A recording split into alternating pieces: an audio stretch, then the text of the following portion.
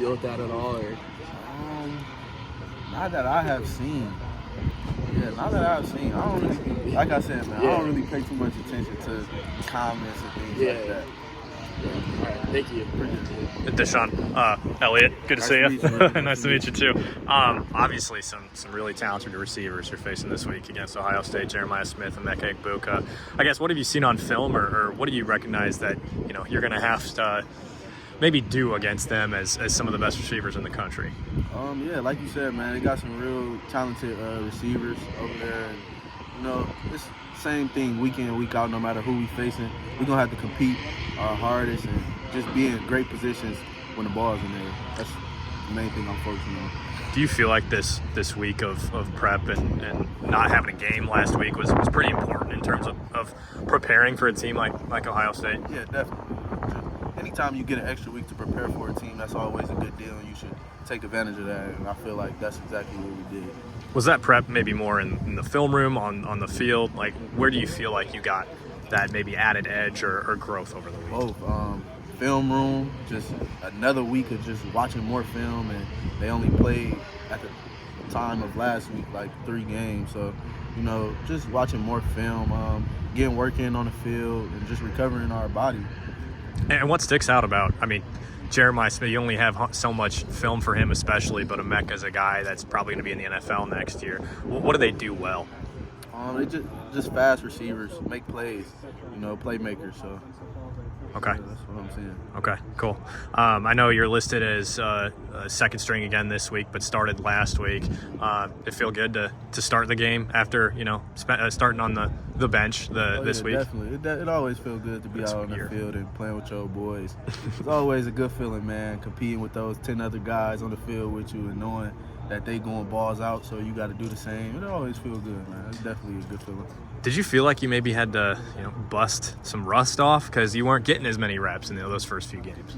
Not really, man. Honestly, because every day at practice, I try to treat it like a game. I try to think of it as a game when we preparing and practicing. So, like, when you go out there on game day, you preparing so well and competing so hard throughout the week. When you go out there on Saturdays, it's just make it a little bit easier.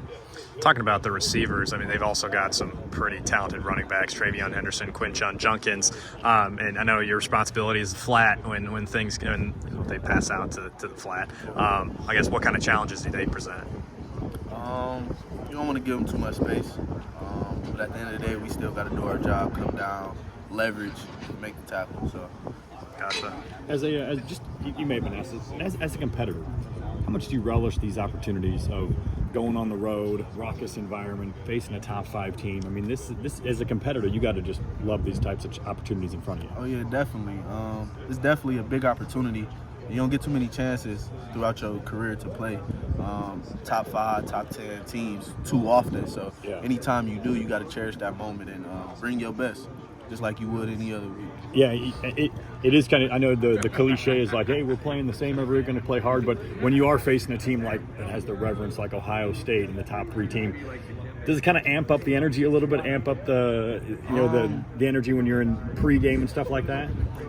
Definitely. When you're a competitor, like what's at stake when you're playing. You don't want to play to not mess up, but then again, you thinking like, I'm not trying to fuck up. So it's just, man, you just got to compete. Your balls off, regardless. Can that motivate the team too during the week, knowing that, hey, there's a lot of people not picking us to win this game. No one thinks we're going to go in and beat Ohio State. Can you guys use that as motivation as well? Yeah, we can, but we just try to focus on us. We don't really try to focus on what the media, or we don't really try to focus on what the outside world is saying, like they don't got us winning and things like that. We don't really try to focus on that. Because I know if we prepare how we supposed to and play how we supposed to with that Iowa edge, then we're going to be just fine. What's the key as a defense against a team like Ohio State? It's just a different type of team. Number 1, compete. Number 2, do your job. Great eyes, great alignment, keys, responsibilities.